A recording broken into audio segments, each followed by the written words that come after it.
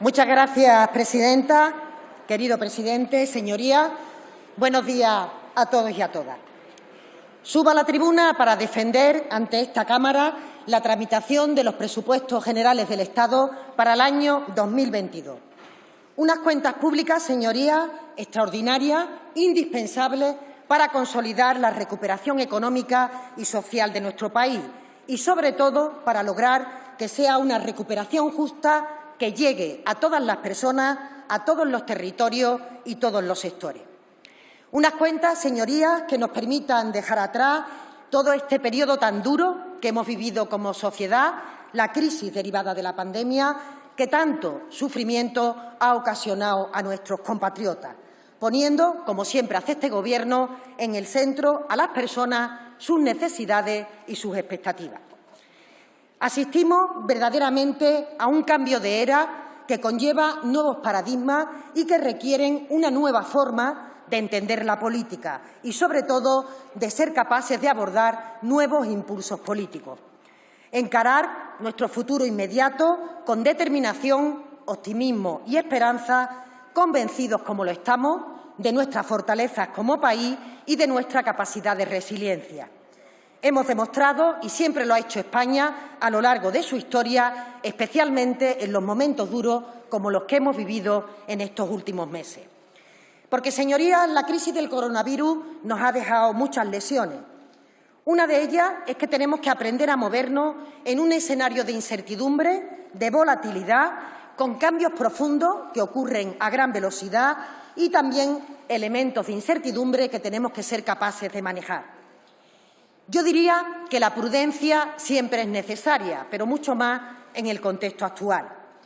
Es evidente que, aunque nuestro país se encuentra a la cabeza del mundo en vacunación, la pandemia seguirá mientras no alcancemos una cobertura suficiente en todo el mundo. De ahí, señorías, el anuncio del presidente en estos días, redoblando nuestros esfuerzos en la donación de vacunas para que lleguen a aquellos países, a aquellas personas que tienen dificultades para su accesibilidad.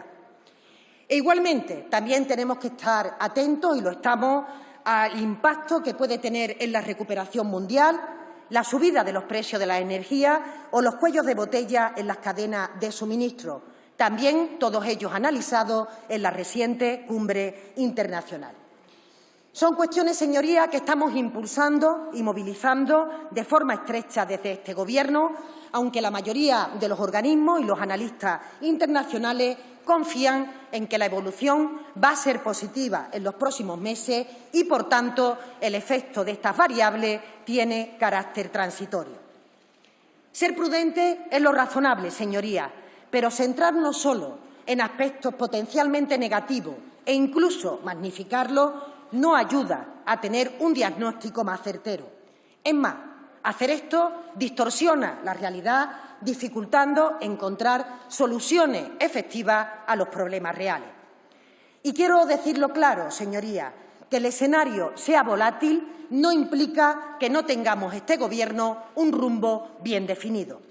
Al contrario, nos reafirma en los valores y compromisos de este Gobierno progresista, con el presidente Sánchez a la cabeza, que ha adquirido con el conjunto de los españoles una alianza que vamos a ir desarrollando a lo largo de toda la legislatura.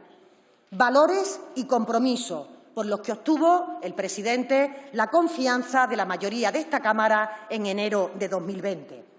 Ahora esos compromisos son más importantes que nunca, porque tienen que perdurar los valores en nuestras acciones y tienen que guiar este impulso político. Justicia social, defensa de los servicios públicos, de la libertad, el compromiso con la calidad democrática, la apuesta por el diálogo y el refuerzo de la cohesión territorial son principios guía que están detrás de cada una de nuestras acciones desde el inicio de esta legislatura.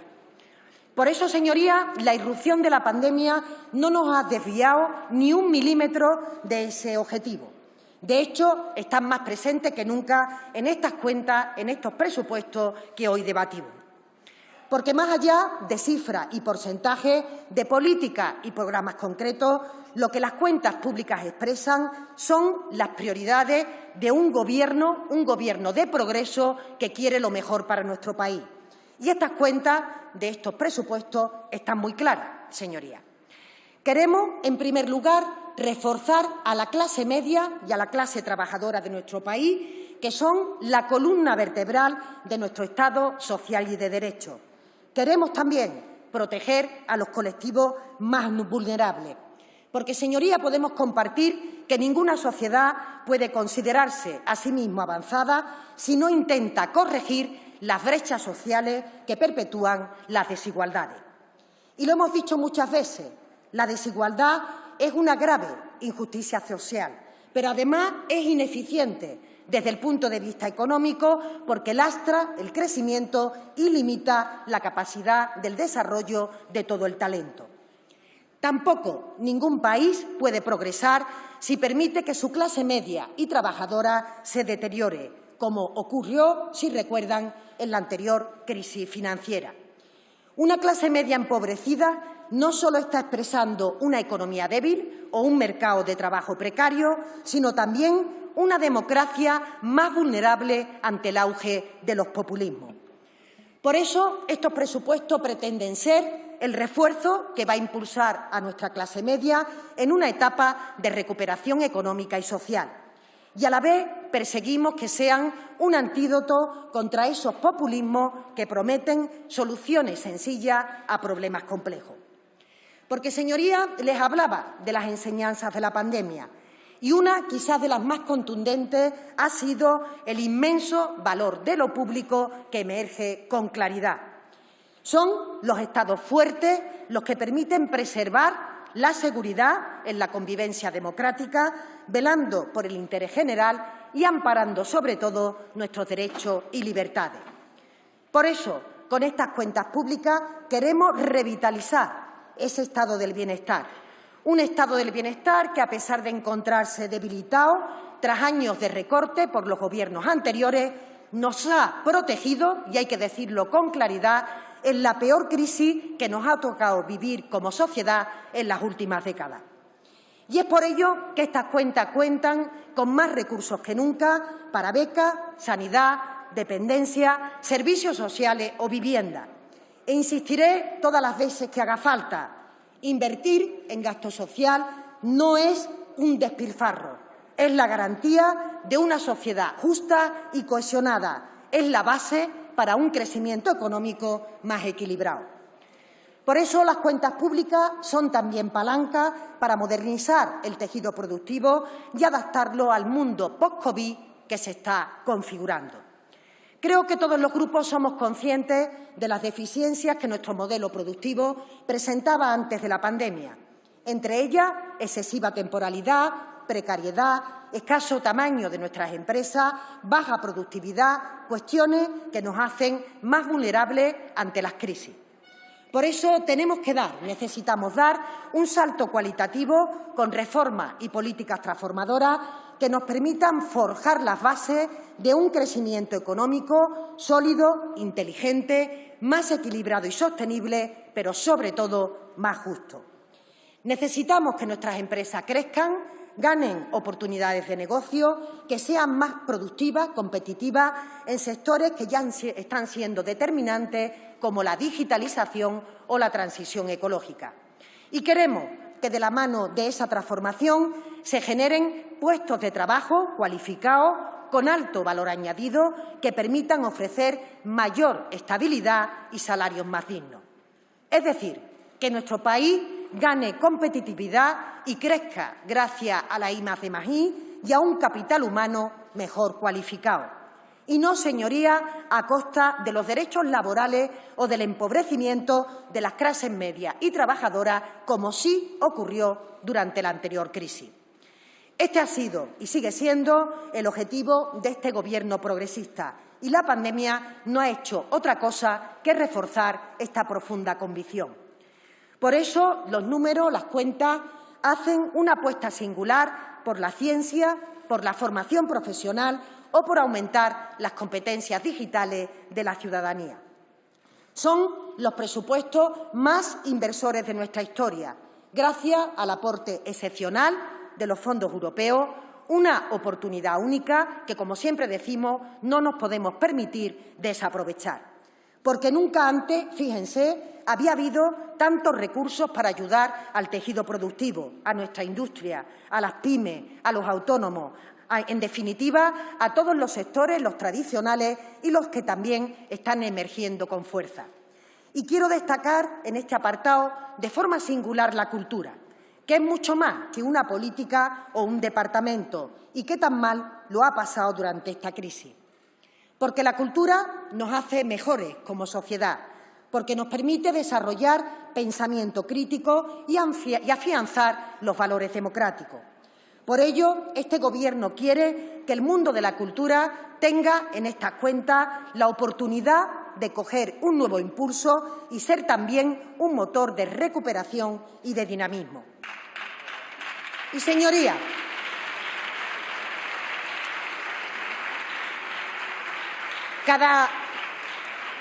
cada generación, y creo que podemos coincidir en esto, tiene la responsabilidad moral o al menos la aspiración de intentar dejar un legado, una herencia mejor de la que nos encontramos. Y creo que la mayoría de los grupos pueden compartir esta ambición porque así lo hace el conjunto de la sociedad española. Nadie, absolutamente nadie, quiere un futuro peor para sus hijos o para sus nietos. Y, desgraciadamente, la juventud se ha visto marcada por dos graves crisis, la financiera de 2008 y la del COVID, ambas que han lastrado de forma importante las posibilidades de desarrollo vital y también profesional. Esta, y no otra, es la razón que ha llevado al Gobierno a prestar una atención prioritaria a nuestros jóvenes en estos presupuestos. Hacemos un esfuerzo extraordinario en políticas que mejoran su formación y su capacitación, que les permitan acceder a empleos dignos, también estables, y que faciliten el acceso a una vivienda para que puedan emanciparse y desarrollar el proyecto vital. O para que disfruten, señorías, de un medio ambiente y de un planeta más sano, como es su deseo.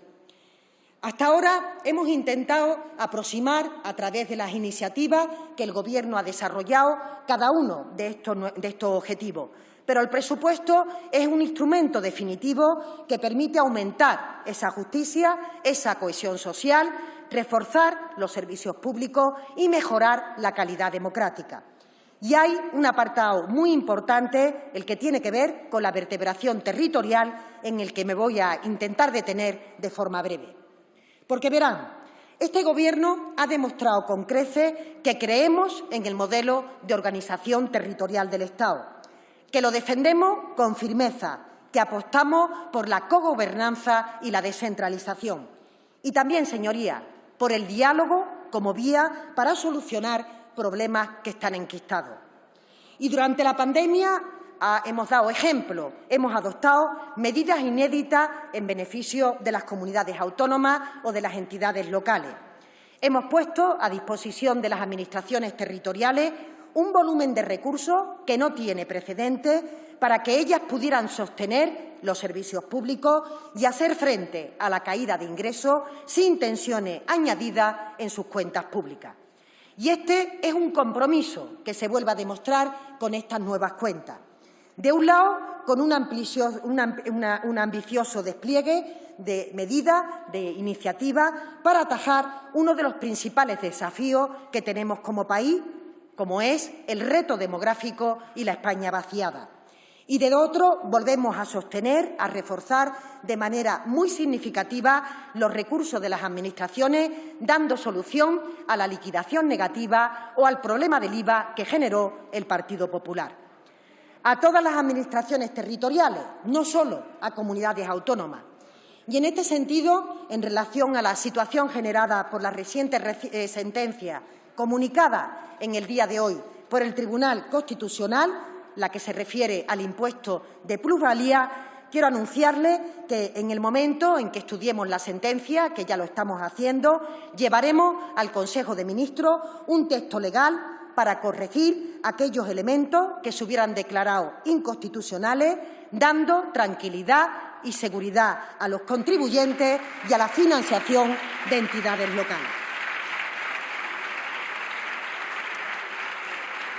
Señorías, hasta aquí he intentado sintetizar cuáles son las señas de identidad, las claves fundamentales de estos presupuestos que, como no puede ser de otra manera, son los que inspiran a este Gobierno de progreso. Y al hilo de ello quisiera compartir una reflexión antes de adentrarme en la explicación detallada de las cifras y las políticas que están detrás de estas cuentas.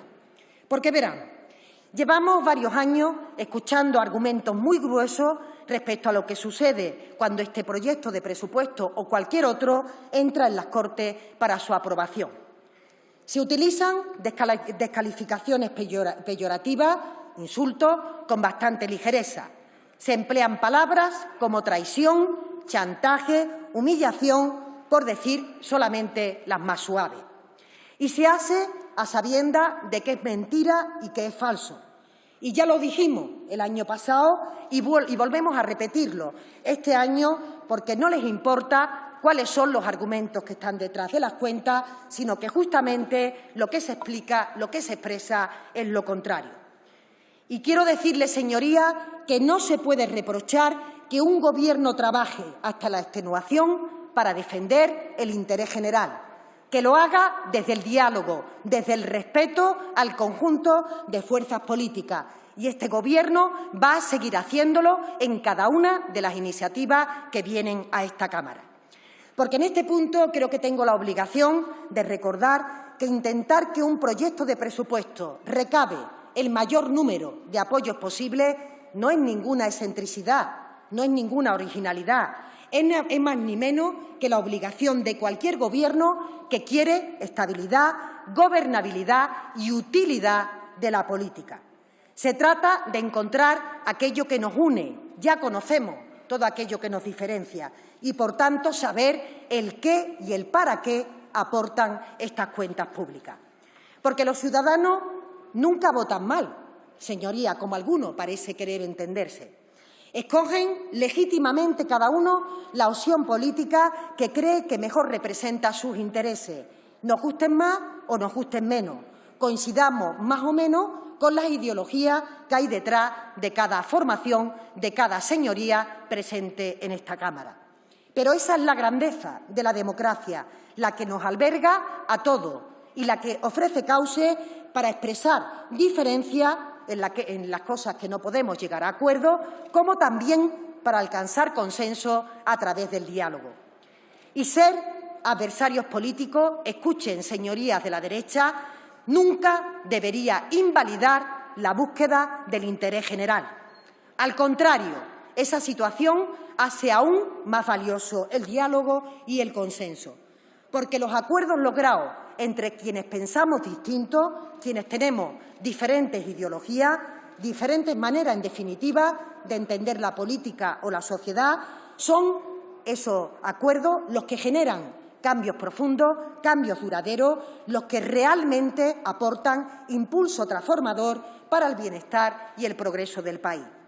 Por ello, quiero agradecer de antemano a los grupos que han expresado su voluntad para que estos presupuestos puedan continuar su tramitación, tengan mi agradecimiento, porque abrimos paso a que se puedan plantear, a través de las enmiendas parciales, aquello que entiendan que puede enriquecer este texto.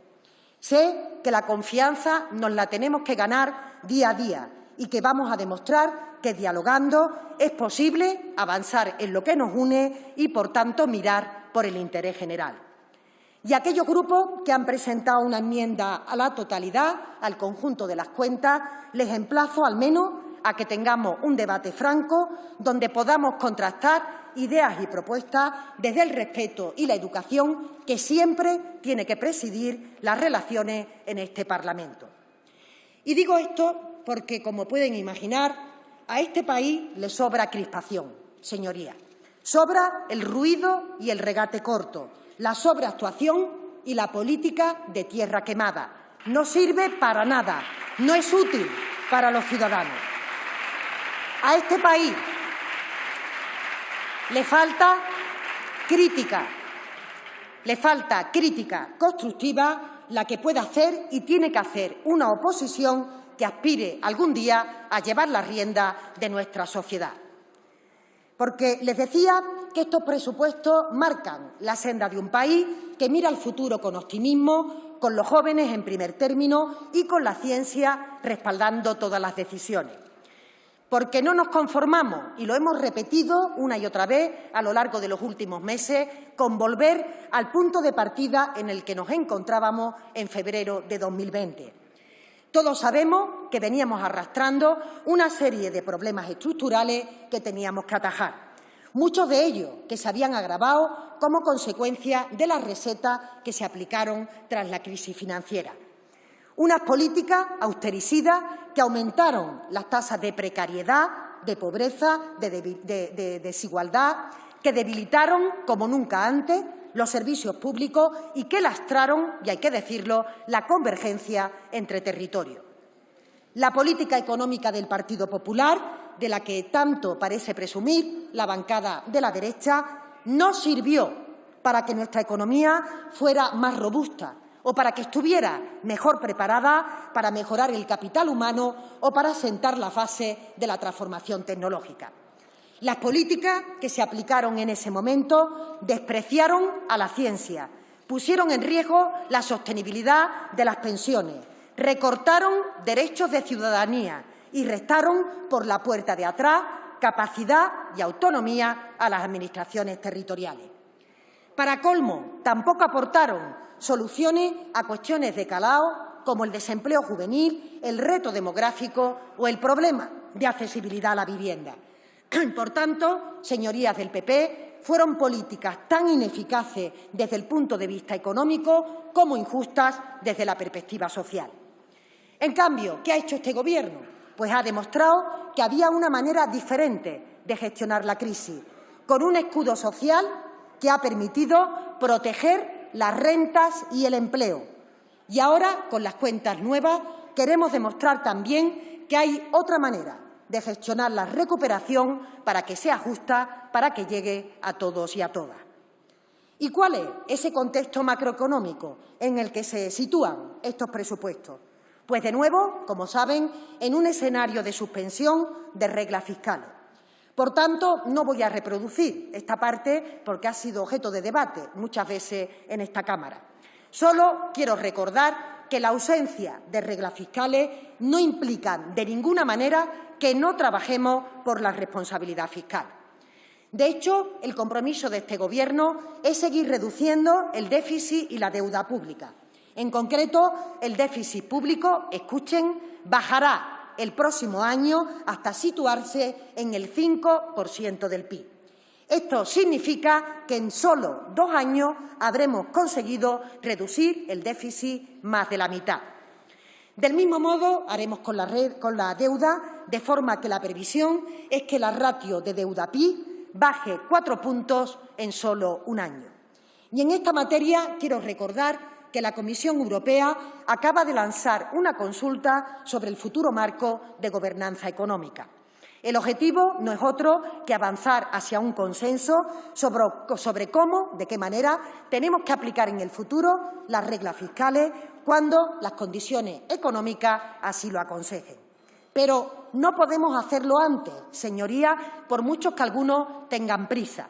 Según advierte la propia Comisión, fijar un proceso de consolidación fiscal prematuro sería contraproducente para la recuperación, además de conllevar un alto coste social y económico. Y es evidente que la mayoría de nosotros hemos aprendido de la crisis anterior y de la pandemia, aunque las bancadas de la derecha en este país parecen haber vivido en otro mundo. Hemos aprendido de los errores de aplicar políticas austericidas, aunque, por desgracia, todavía tenemos por delante el combate con tesis que siguen defendiéndose desde el año 2008 por su señoría, fundamentalmente del Partido Popular.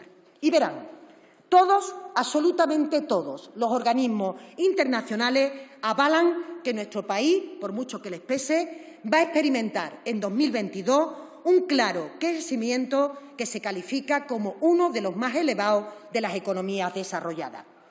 ¿Y por qué, señoría? Ya sé que no les gusta. ¿Por qué, señoría?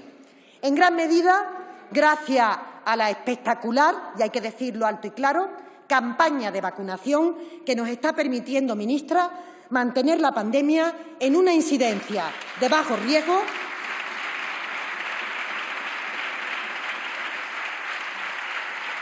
y acabar con las restricciones de horario y de aforo. En nuestro país, ya lo saben ustedes, somos muy dados a reconocer las cosas que hacemos mal y a tener poca estima por las cosas que hacemos bien. Algunas, yo diría, señorías, y creo que no me equivoco, en este país las hemos hecho muy bien. En particular, me gustaría destacar tres, porque es mérito de todos y cada uno y, por tanto, del conjunto de la sociedad. La primera es que estamos a la cabeza del mundo con el mayor porcentaje de población vacunada, un 88,5%, fíjense la cifra, un 88,5% de los ciudadanos ya tiene las 2 dosis administradas. La segunda cuestión que quiero resaltar es que hemos sido uno de los países que mejor ha gestionado, ministra, durante la pandemia, la educación, la protección de nuestros hijos, la protección de nuestros menores. Y la tercera es que en esta crisis, a diferencia de lo que ocurrió en el pasado, hemos evitado una salida masiva de trabajadores del mercado laboral, impulsado y apoyado en los acuerdos que han sido fruto del diálogo social. De nuevo, gracias, y seguiremos yendo de la mano de empresarios y sindicatos. Y a poco que comparen lo que hemos vivido, lo que está ocurriendo en otras economías avanzadas, verán que todos estos elementos son motivo de orgullo y que hablan muy bien de la sociedad, de la capacidad y de la fortaleza que tenemos como país. Y como hemos venido señalando, este año la economía va de menos a más. Si recuerda, empezamos 2021 en plena tercera ola, con dificultad en el suministro de las vacunas, con la tormenta Filomena, cuestiones que en su conjunto provocaron un paréntesis en el ritmo de recuperación. Pero a partir del verano hemos ido ganando intensidad, como demuestran los principales indicadores de alta frecuencia que tienen ustedes disponibles y el avance del PIB en el tercer trimestre. Una subida del 2% que refleja que la recuperación sigue acelerando su ritmo y, sobre todo, con una mejor calidad, y esto es lo importante, en la composición del crecimiento. Como les decía al principio, es evidente que las noticias sobre los cuellos de botella en la cadena de suministro mundial, la escalada de los precios de la energía, la evolución de la inflación son motivos suficientes para estar vigilantes y permanecer atentos. No obstante, a día de hoy, el consenso de los expertos estima que se trata de una situación coyuntural que no va a frenar la intensa recuperación de nuestro país que está prevista por todos y cada uno de los organismos internacionales. Y contamos con indicadores razonablemente positivos tanto en consumo como en turismo, con el nivel de exportaciones o la producción industrial. Pero, señorías, si hay un indicador sensible en nuestro país, si hay un indicador clave, este es el del empleo. Y los últimos datos que hemos conocido en el día de hoy, los datos de la EPA, son muy elocuentes y hablan por sí solos. Los datos de paro y afiliación que se han publicado esta mañana reflejan que la recuperación es una realidad, aunque le pese al Partido Popular. El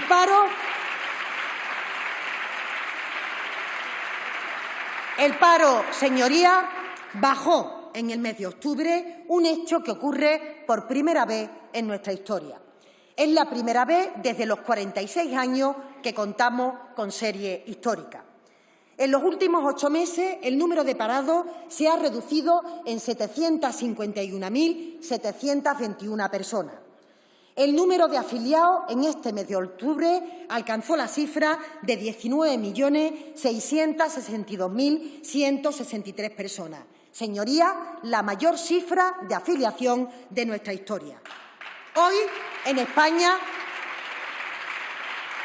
quiero decirlo con claridad, hoy en España trabajan más personas que antes de la pandemia y que antes, cuando gobernaba el Partido Popular.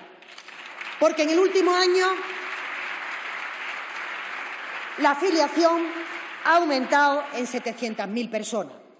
Y si contemplamos los datos de la EPA del tercer trimestre, la creación de empleo se ha concentrado en el sector privado y el número de contratos indefinidos, un indicador claramente cualitativo, alcanza los 12,5 millones de personas. Es el número más alto en la serie histórica de contratos indefinidos que permiten estabilidad y, por tanto, que los trabajadores puedan hacer su propio proyecto vital.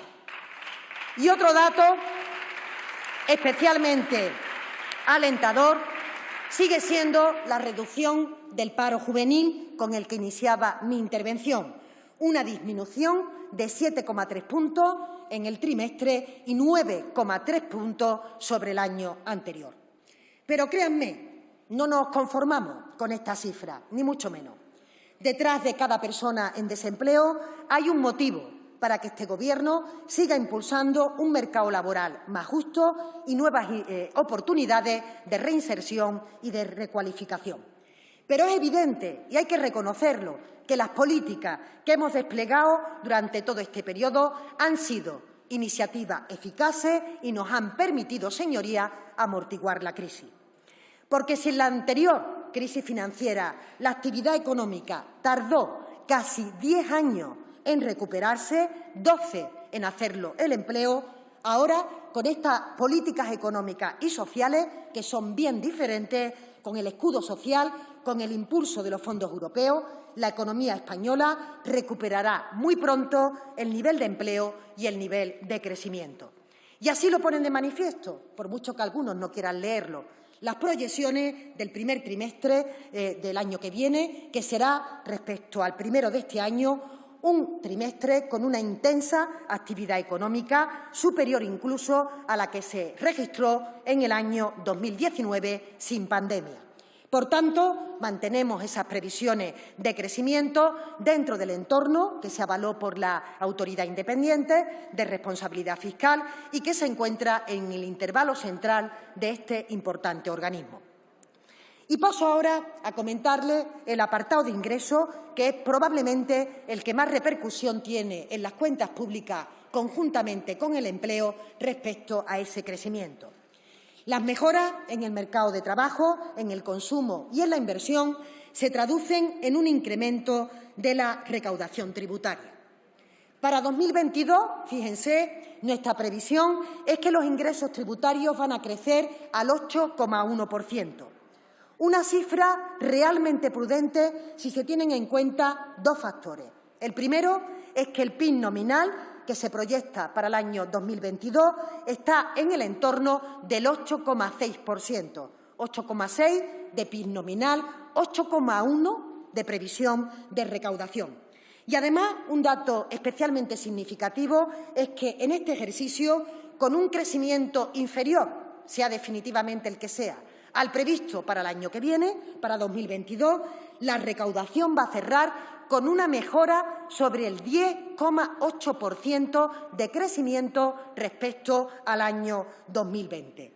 Dicho de otra manera, se comporte el PIB de la forma que definitivamente se comporte, lo que bien es cierto es que el año cerrará con un incremento de la recaudación mejorado o por encima del 10,8%. Tomen nota de un dato reciente que les voy a dar a continuación. Verán, estos son cifras, esto no son especulaciones ni son imaginaciones, son cifras. La recaudación de España hasta el mes de octubre, ya cerrado, un mes liquidado, ha experimentado un crecimiento desde enero a octubre del 14% respecto al año anterior y en términos homogéneos.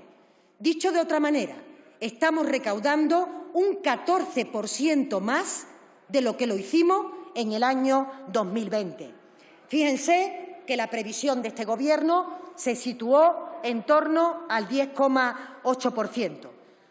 Por eso, y sé que les molesta, señorías del Partido Popular, y no entiendo por qué,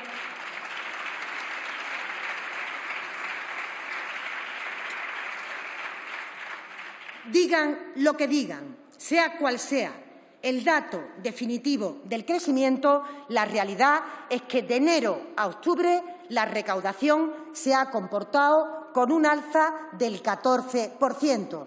Por tanto, que la proyección vaya al 10,8%, cuanto menos entenderán ustedes que es extremadamente prudente y es un objetivo que fácilmente podemos conseguir. Y si paso a comentar también las mejoras en otros indicadores, en otro de los mantras habituales que suele trasladar la derecha, quiero decirle que esa recaudación no se vincula a ningún aumento de los impuestos. De hecho, señorías, ha sido fruto de la protección de renta, de robustecer las bases imponibles, de un mayor dinamismo económico, que es lo que explican los ingresos previstos. Pero saben, porque siempre murmuran cuando hablamos de este apartado, saben que el Gobierno ha encargado el trabajo a un comité de expertos para la revisión en profundidad de nuestro sistema fiscal. El objetivo no es otro que contar con un sistema tributario moderno y adaptado a la economía del siglo XXI, pero sobre todo, señorías, un sistema fiscal que sea más justo. Tenemos previsto que aporten sus conclusiones en el mes de febrero, por lo que en estas cuentas únicamente, señorías, como ya he explicado, hemos incluido 3 ajustes. En primer lugar, el establecimiento de un tipo mínimo del 15% en el impuesto de sociedades para que empresas con facturación superior a 20 millones de euros o que constituyan grupos consolidados se les pueda aplicar. Una medida que, lejos de lo que dice el Partido Popular, beneficia directamente a las pequeñas empresas, a las pymes, a los autónomos, porque reducimos una competencia desleal que se produce en la comparativa del esfuerzo fiscal que hacen las pequeñas empresas respecto a las grandes compañías. Una medida fiscal, señorías, que ha sido objeto de debate tanto en los foros internacionales, la OCDE, como en la reciente cumbre, en el G20, que cuenta prácticamente con el consenso unánime de todos los países, sobre todo los europeos, pero, como siempre, cuenta con la discrepancia de la derecha de España, que debe ser una derecha distinta de todas las demás que se mueven en el terreno internacional. Un ajuste, señorías, que afecta solo al 0,1% de nuestras empresas. Por eso entenderán que cuando escucho adjetivos de hachazo, infierno y todo aquello que replican otra vez sus señorías de la derecha en las enmiendas a la totalidad, no puedo más que sonrojarme, porque decir esto del 0,1% de este ajuste al total de nuestras empresas es, cuanto menos, señoría, algo ridículo.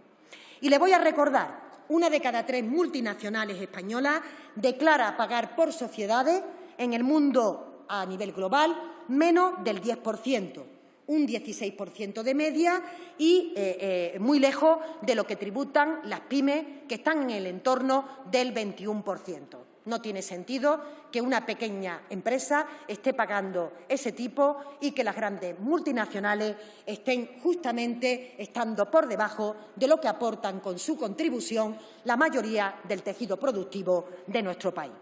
En cualquier línea, como les digo, esto va a ser fruto de un consenso internacional en el que, como en otras materias, España está a la vanguardia y está marcando también el impulso.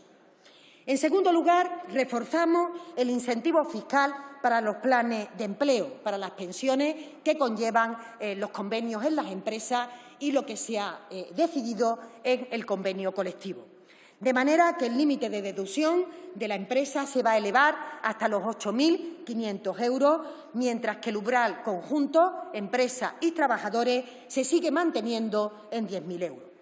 Como novedad, en esta medida se va a dar la opción al trabajador para que pueda igualar la aportación de la empresa, sin que la suma de los dos supere esa cuantía. Con ello, señoría, lo ha explicado el ministro Escrivá en diferentes ocasiones, pretendemos promover el esfuerzo compartido entre empleados y empresas, impulsar el segundo pilar del modelo de pensiones y seguir las líneas de las recomendaciones que marcó el Pacto de Toledo. En consecuencia, minoramos el límite general de reducción por aportaciones a plan de pensión individual llegando a los 1.500 euros. Y les recuerdo en este punto que se trata, este último, de un beneficio fiscal que se ha señalado como regresivo tanto por la Comisión Europea como por la propia AIREF. En tercer lugar, se prorrogan los límites actuales que permiten tributar por el sistema de módulos en el impuesto sobre la renta y en el IVA. Una medida que, sin duda, ayuda a los autónomos que se rigen bajo esa modalidad, ahorrando cerca de 115 millones de euros de este tipo de empresas de nuestro modelo productivo. Por eso, me gustaría preguntar con voz clara, ¿dónde está, señorías, el supuesto infierno fiscal que dicen las derechas que esconde estas cuentas?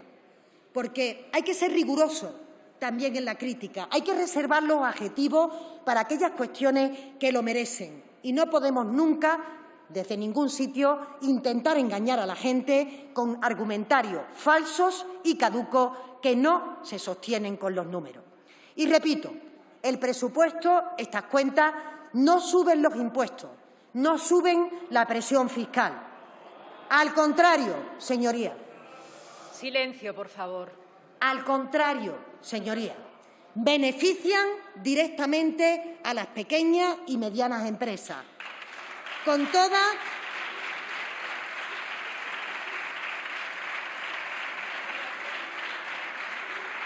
por dos vías, con todas las ayudas para mejorar la competitividad y la internacionalización, pero también, en segundo lugar, de forma indirecta, restándoles competencia desleal sobre otros grupos consolidados.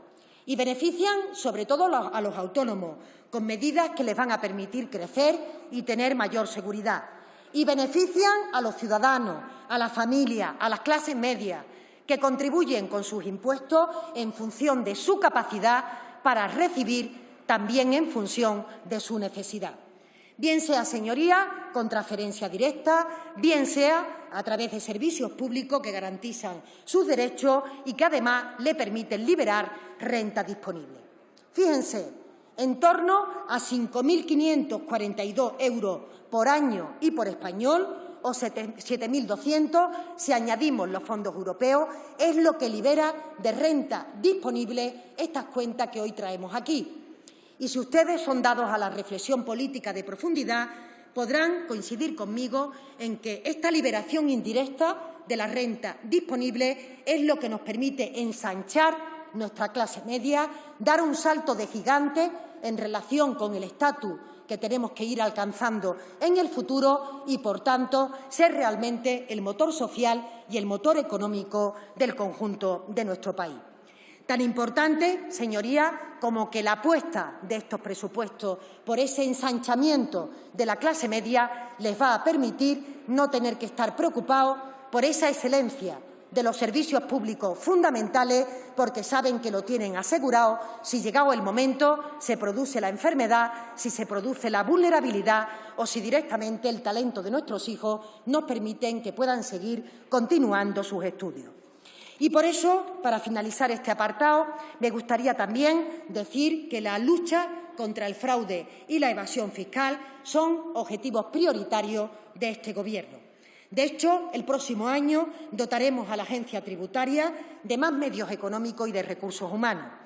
Va a contar con un presupuesto cerca de los 1.700 millones, el mayor que hemos registrado hasta la fecha, y además la plantilla se va a reforzar con 1.043 efectivos.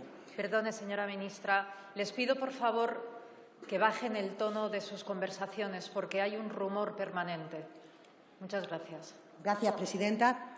Les decía, señoría, que no habrá justicia fiscal si no combatimos el fraude y la elusión en el pago de nuestras obligaciones y, por tanto, siendo cada uno respetuoso con el marco legal y persiguiendo a aquellos que no lo son.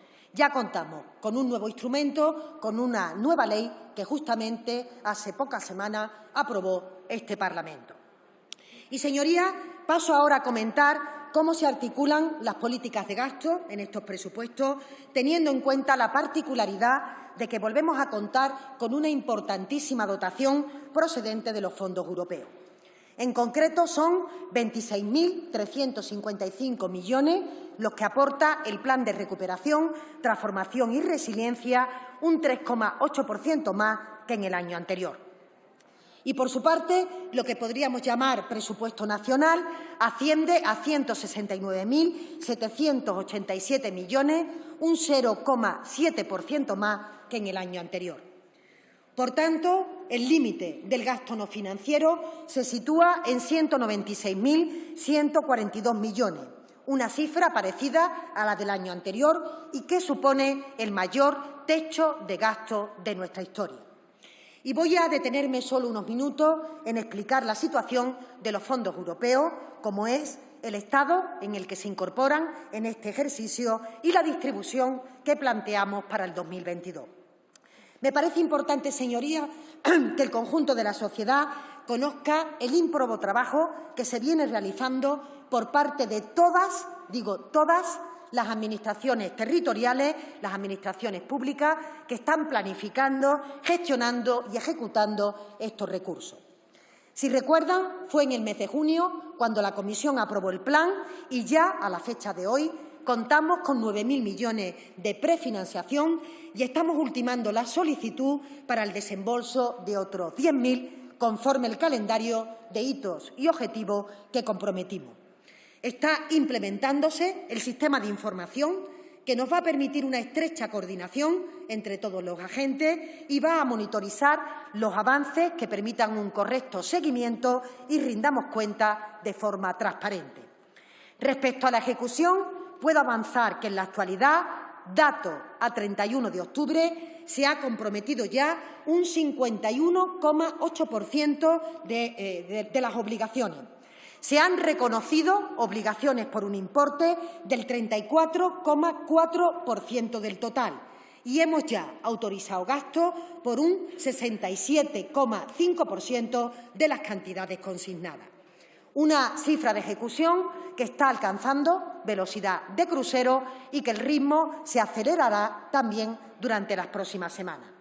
Y de cara al año que viene, como decía, tenemos previsto más de 26.300 millones. De ellos, casi 9 de cada 10 se van a destinar a inversión, cuya prioridad es la transición energética, la digitalización o la movilidad sostenible. Solo voy a darle algunas cifras. Para modernización de la industria, para lo que hemos venido a llamar reindustrialización de nuestro país, consignamos más de 3.100 millones. Para rehabilitación de vivienda y la eficiencia energética, más de 2.800 millones. Para la movilidad sostenible, 3.800 millones. El impulso a nuestra pequeña y mediana empresa tiene reflejado más de 2.140 millones. El fortalecimiento del sistema de ciencia se refleja con más de 1.660 millones. Las infraestructuras, los ecosistemas resilientes ascienden a 2.800 millones. Y así, señorías, podría seguir con el conjunto del tejido productivo. Solo les voy a decir que dedicamos más de 500 millones para ampliar las capacidades del Sistema Nacional de Salud o más de 2.000 millones para mejorar el sistema educativo, las competencias digitales o la formación profesional.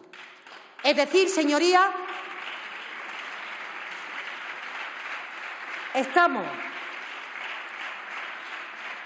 ante una oportunidad única de transformar nuestro país con el mayor impulso transformador desde la transición. Y tenemos la obligación, los que estamos aquí, de no frustrar esta oportunidad, porque si la desaprovechamos o perdemos este tren, les puedo decir que difícilmente pasará otro. Y depende de nosotros y de nosotras, de nuestra capacidad de llegar a acuerdos, de que esta cantidad ingente de recursos pueda llegar hasta el último rincón del territorio, a todas las familias, a todos los hogares, a todas las pymes, a todos aquellos que necesitan del impulso público para su recuperación o para la mejora de su estatus. De hecho, las cuentas contemplan que comunidades autónomas van a recibir de estos fondos 8.712 millones y que los ayuntamientos lo harán con 2.050 millones, cantidades que se podrán también ir mejorando a lo largo de nuestra ejecución. Es una apuesta sin precedentes por esa cogobernanza y, por tanto, la firmeza de nuestra creencia en el Estado social y de derecho, en donde la continuidad, el refuerzo en el tiempo, habla por sí solo de que queremos caminar de la mano de comunidades autónomas y de las entidades locales. Los ciudadanos, las ciudadanas, nos necesitan absolutamente a todos. Se han podido analizar la extensa documentación que acompaña estas cuentas. Algunas veces me da la sensación que no, porque leo las retahílas repetitivas, que venga lo que vengan los presupuestos, se repite por la bancada del Partido Popular. Habrán visto ustedes el despliegue de las distintas políticas de gasto que se reflejan en los libros. Voy a referirme a alguna de ellas y voy a intentar hacerlo también no en mucho tiempo. El 55,7% del presupuesto nacional, es decir, sin contar con los fondos europeos, se destina a gasto social. Más de la mitad del esfuerzo que hacen estas cuentas públicas se destina a las personas, a los hogares y a las familias. Son 240.375 millones que no tienen otro afán que contribuir a la mejora de la vida de las personas, la mayor cifra de la historia. ¿Y a qué destinamos esta inversión social? Pues, como es lógico, en primer lugar, a las pensiones, que en términos agregados se incrementan un 4,8% hasta alcanzar los 171.165 millones. Y saben que este Gobierno quiere ofrecer seguridad y tranquilidad a nuestros mayores, cumpliendo con las recomendaciones del Pacto de Toledo. El sistema de pensiones de nuestro país, señorías, es sostenible. Lo estamos demostrando. Se puede perdurar en la actualidad y en el tiempo. Y un elemento singular de este presupuesto es que, a partir de ahora, la revalorización de las pensiones de nuestros mayores se desliga de los presupuestos, porque vendrá determinada por la ley que se está tramitando en esta Cámara. Una ley en donde se fija que las pensiones contributivas aumentarán en función del IPC medio registrado en el mes de noviembre del año anterior. Por tanto, mayores, señorías que tengan preocupación por el ámbito de nuestros mayores, quiero decirles con claridad que desde que este Gobierno ha llegado a Moncloa, la seguridad, la tranquilidad sobre este tema es lo que perdura y ya no tenemos que estar preocupados ni por el 0,25%, ni cuál va a ser la voluntad del Gobierno de turno. Ahora ya la revalorización de las pensiones estará por ley y ninguna ley de presupuesto podrá cambiar. Puedo decirle que, añadido a ello, hacemos un esfuerzo superior respecto a las pensiones mínimas y a las no contributivas, que experimentan un crecimiento del 3%. Es decir, con todos estos datos verán ustedes que más de 10 millones de personas, de pensionistas, van a mejorar su capacidad adquisitiva con estas cuentas.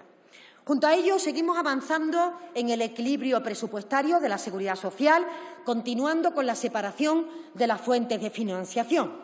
El presupuesto contempla una transferencia extraordinaria por un importe de 18.396 millones, un 32,1% más que el que se produjo en el año anterior, para hacer frente a lo que se viene a denominar gastos impropios de la Seguridad Social. Y del mismo modo que suben estas pensiones no contributivas, lo hace el ingreso mínimo vital, que se actualiza al 3%. Una medida que alcanza ya a más de 800.000 personas y que está siendo la clave definida por la mayoría de los expertos que se dedican al estudio de estas materias, en la clave en la lucha contra la pobreza infantil, porque 4 de cada 10 beneficiarios son menores. 4 de cada 10 personas son menores de edad a los que directamente beneficia esa renta familiar. Y además saben que esta política está en constante actualización, ampliando la cobertura, agilizando la gestión, en definitiva, mejorando su efectividad y realmente haciendo posible que llegue a las personas que la necesitan. De hecho, la vamos a reforzar con un complemento de hasta 100 euros por hijo a cargo que también podrán percibir personas con renta baja. Por su parte, los servicios sociales, la promoción social, aumenta casi 1.000 millones, alcanzando los 6.154. Quiero destacar la subida del 23% para la atención a la dependencia. Son 600 millones más para el nivel mínimo garantizado y el nivel acordado. Sin duda, algo demandado por las comunidades autónomas, por los colectivos de personas vulnerables, en definitiva, por todos aquellos que dedican sus esfuerzos a la protección de las personas que tienen o que necesitan mayores oportunidades. Igualmente, la prevención integral de la violencia de género se dota con 209 millones, sumando 30 más, cumpliendo el compromiso del Pacto de Estado. Esto permite, señorías, por ejemplo, dotar con el doble las transferencias que se destinan a entidades locales, pasando de 20 a 40 millones de euros. Pero la lucha por la igualdad o por la conciliación laboral están presentes de forma identitaria en todas las cifras del presupuesto. En definitiva, y así lo expresa el informe del impacto de género, el 90%, fíjense, de todos los programas presupuestarios, el 90% contribuyen a la igualdad entre hombres y mujeres. Es un dato especialmente importante para un Gobierno feminista, para un Gobierno progresista que hace de la lucha por la igualdad una de sus principales señas de identidad.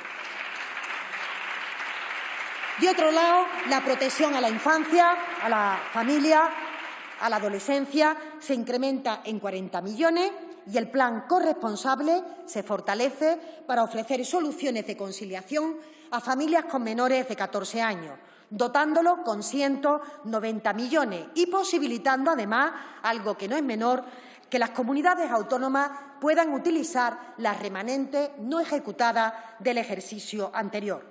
De hecho, el otro informe que acompaña este presupuesto, el que habla del impacto en la infancia, la adolescencia y la familia, señala que más del 15% de los programas de gasto financian de forma directa o indirecta las políticas de juventud y de adolescencia. Y otras decisiones relevantes para muchas familias, en este caso de renta baja, son el incremento de un 2,5% del IPREN. Un indicador, señorías, que su aumento va a beneficiar en torno a más de 1 millón de personas, sin contar sus familiares directos. Pero, de otro lado, también para estos colectivos vulnerables, la subida del 44% de la partida del bono social térmico, alcanzando 157 millones. Yo creo que podemos compartir que se trata de una herramienta que nos permite combatir la pobreza energética para consumidores vulnerables y que también está permitiendo paliar el incremento del precio de la energía en los mercados mayoristas. Calculamos que los hogares que se van a beneficiar de este bono social térmico alcanzará los 1,2 millones de compatriotas. Pero, señorías, nuestro Sistema Nacional de Salud es el gran motivo de orgullo colectivo y ahora es cuando toca fortalecerlo con más recursos y con medidas que permitan mejorar su calidad y su eficiencia. Hemos hablado y seguiremos hablando, entiendo que mucho, de cómo tenemos que prevenir y afrontar las crisis de salud pública que acompañan nuestro mundo, pero sobre todo queremos hablar en estos presupuestos, además de eso, de cómo tenemos que afrontar otros problemas de salud. Porque la política sanitaria sube un 11%, sin incluir toda la dotación relativa a la compra de vacunas. Son más de 6.600 millones que se van a destinar al refuerzo de la capacidad del sistema sanitario, sobre todo al impulso de la atención primaria, salud bucodental o a la renovación de tecnología sanitaria. Y en este punto, permítame que les diga, señorías, con el Sistema Nacional de Salud no se trata solo de prestar servicios, se trata de dar garantía de los derechos de ciudadanía. Garantía en los tiempos de atención para no agravar las patologías que sufren las personas, para incrementar nuestra cartera de servicios en áreas que necesitan un nuevo impulso, Estamos hablando de la salud mental, de los cuidados paliativos, de la atención primaria, en definitiva, de todas aquellas áreas que podemos constatar en nuestro día a día que tenemos que incrementar la oferta de técnicas, de procedimientos que le damos al conjunto de los ciudadanos. Y se trata también de otorgar un mayor reconocimiento y una mayor capacidad resolutiva a la atención primaria, dotándola de mayores recursos que permitan el impulso modernizador.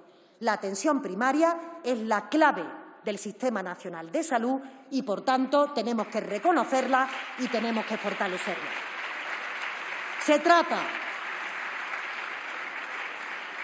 Se trata de que nuestros hospitales incorporen las últimas tecnologías en los centros públicos para que estos sigan siendo vanguardia y para que sigan contribuyendo en el impulso a la investigación y en el impulso a la capacidad de creación de conocimiento en materia sanitaria. Se trata, ¿verdad, ministra?, en definitiva, de que siga siendo la gran joya, el gran tesoro que la sociedad democrática española ha ido construyendo a lo largo de los últimos años, revitalizándolo, fortaleciéndolo y siendo, como siempre, el orgullo para que, llegada la enfermedad, la renta no sea un problema, la tecnología esté accesible si el problema de salud tiene cura y, en definitiva, al menos en esto, en la salud de todos, que tengamos igualdad de oportunidades.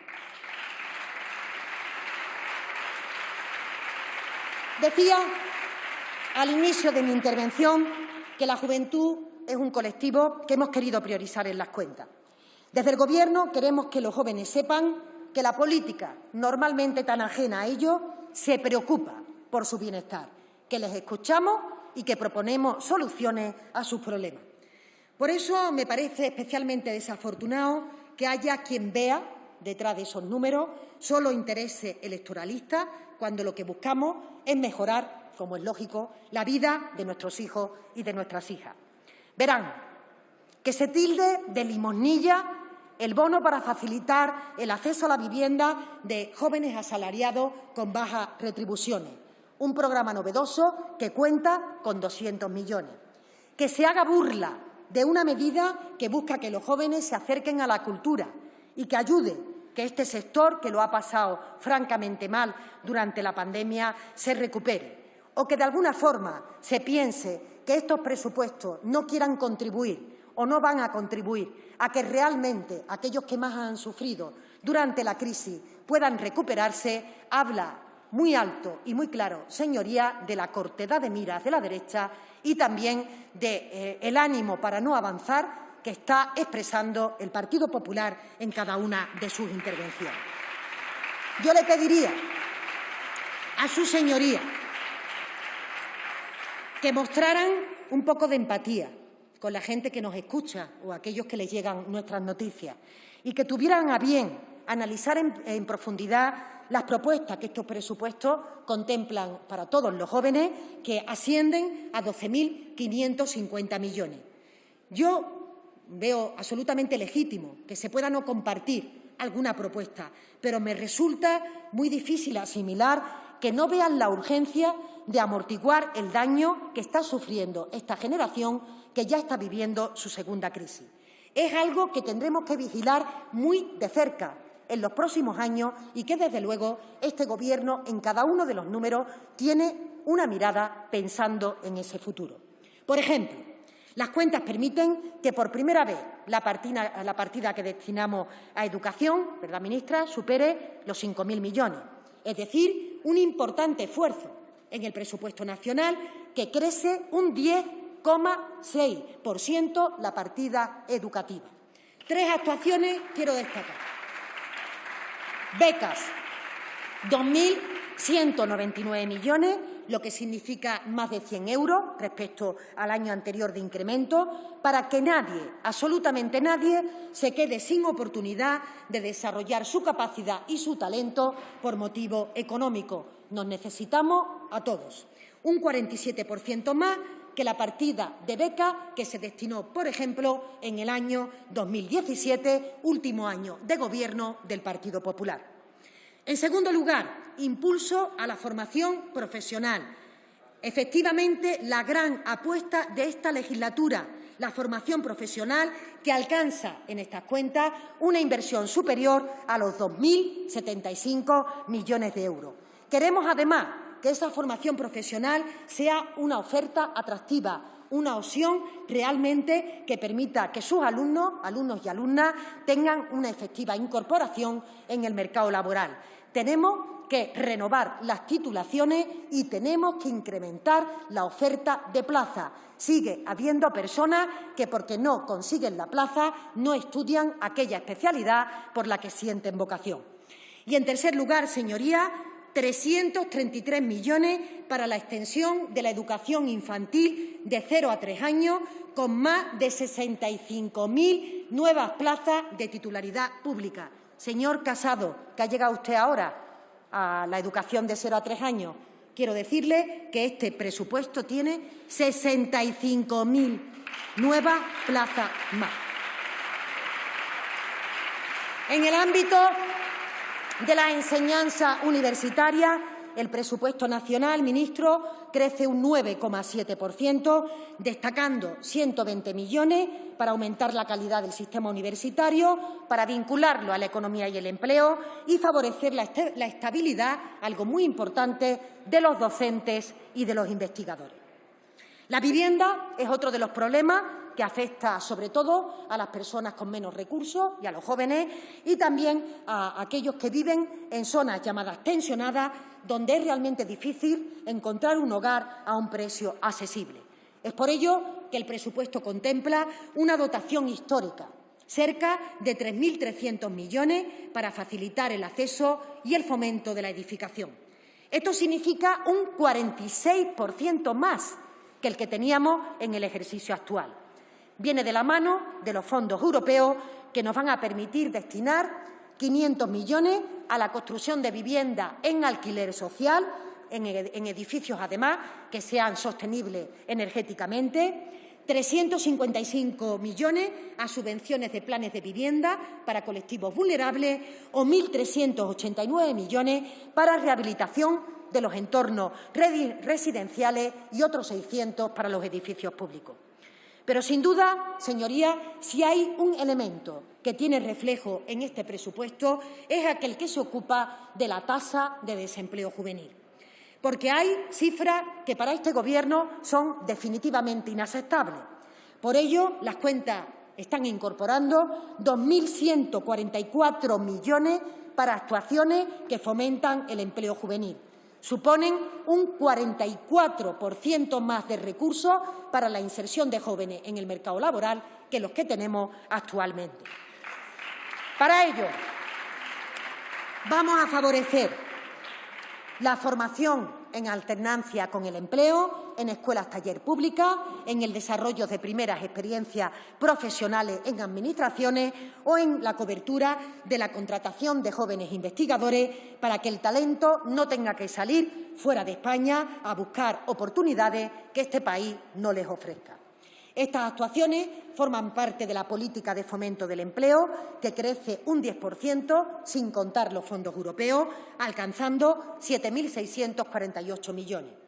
Gran parte de ellos se utilizan en la bonificación de la contratación de colectivos con mayores dificultades, 1.800, también en la potenciación de la orientación profesional para que la formación sea constante a lo largo de la vida, 549 millones, y para apoyar la incorporación de las mujeres al mercado laboral, porque prácticamente destinamos el doble de recursos que en el año 2021 para apoyar esta inserción.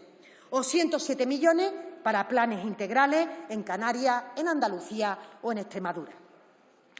Por otra parte, los presupuestos se diseñan como palanca de transformación y de crecimiento de la actividad económica y las múltiples medidas las voy a sintetizar solo en alguna consignación.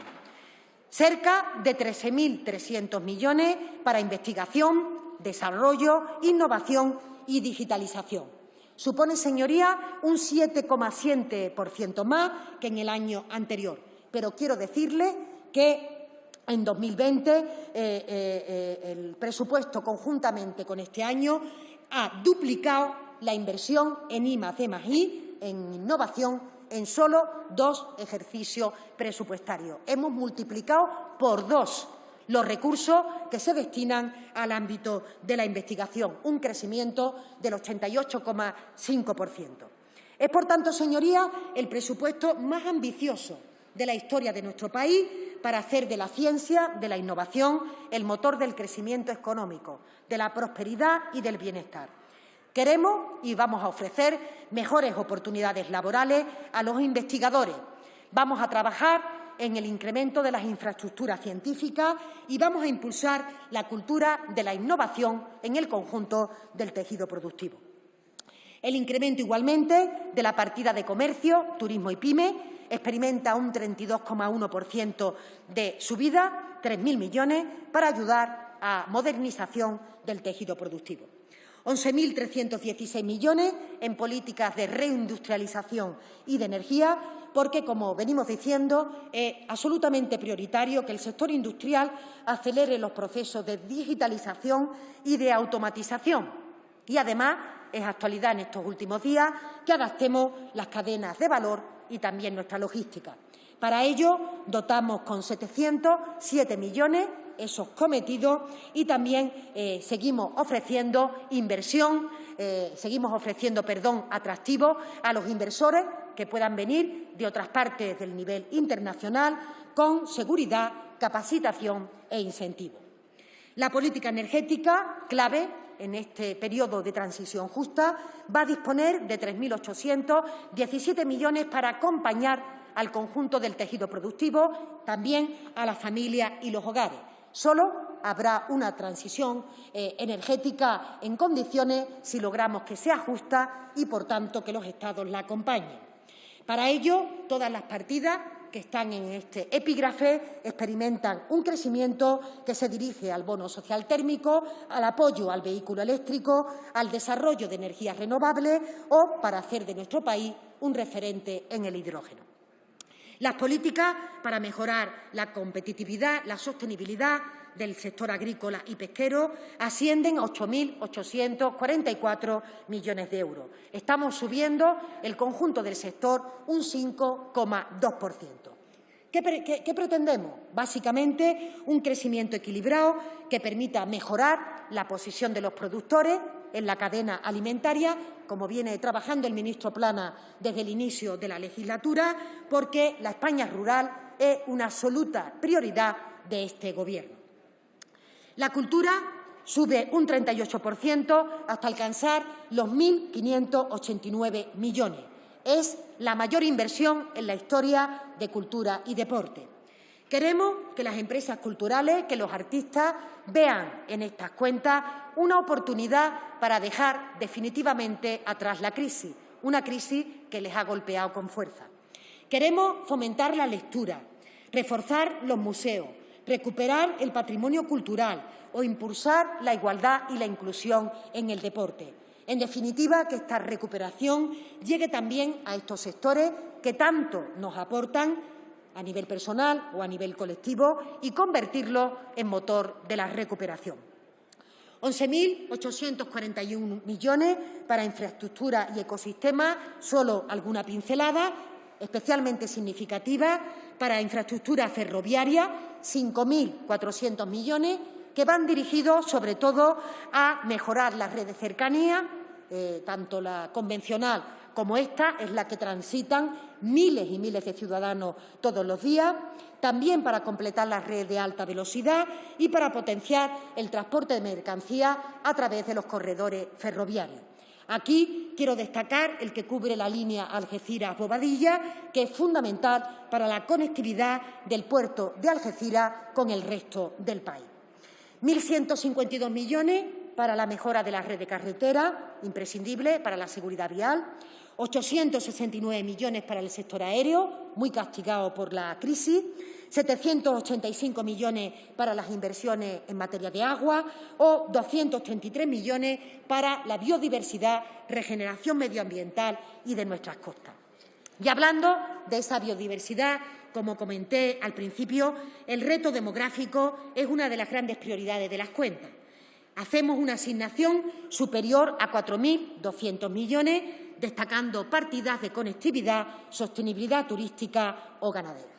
En definitiva, señorías, si le sumamos a todo ello la apuesta por las administraciones territoriales, en donde volvemos a transferir recursos adicionales a comunidades autónomas, 7.000 millones, y también a las entidades locales, con el incremento de los recursos relativos a las PIE o también al conjunto de financiación que llega a cada una de estas administraciones, verán ustedes que para este Gobierno es una prioridad que caminemos todos juntos y que también las administraciones territoriales cuenten con recursos suficientes para continuar el desarrollo de la prestación de servicios públicos y el impulso económico. Y concluyo.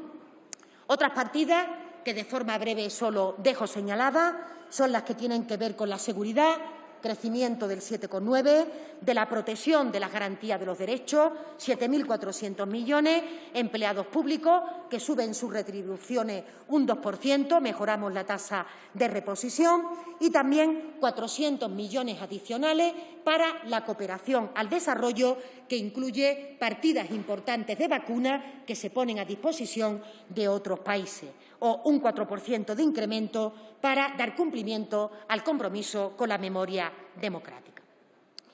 Termino, señorías.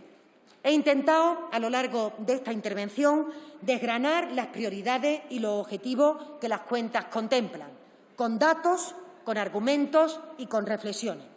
Son unos presupuestos extraordinarios por el momento y por lo que representa. Son los presupuestos de adiós a una crisis y de inicio de un nuevo ciclo que hay que impulsar.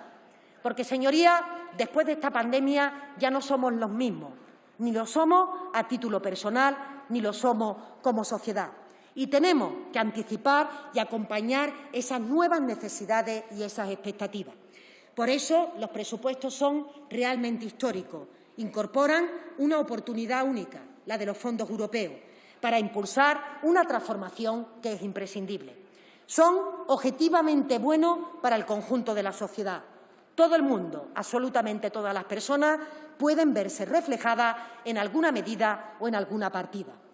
Por tanto, apelo a su compromiso como representante del pueblo español, porque todas las formaciones políticas, sin excepción, aquí presentes, somos responsables del futuro de nuestros conciudadanos.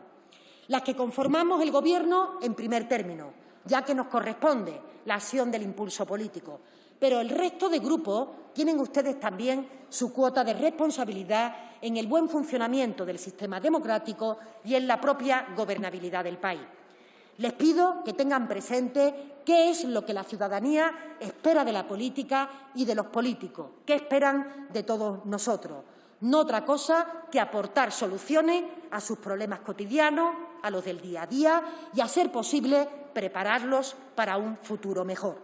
Para eso sirven estos presupuestos, para que seamos capaces de dar respuesta a los grandes retos que afrontamos como país y en los que creo tenemos un amplio consenso. Porque, como decía la filósofa y catedrática de ética Adela Cortina, no podemos prever lo que pasará mañana, pero sí decidir cómo queremos que sea ese mañana. A eso estamos convocados todos los aquí presentes, a decidir cómo queremos que sea ese mañana, y para ello los presupuestos, que son una herramienta que lo pueden hacer posible. Ahí nos encontrarán. Muchas gracias. Muchas gracias, señora ministra.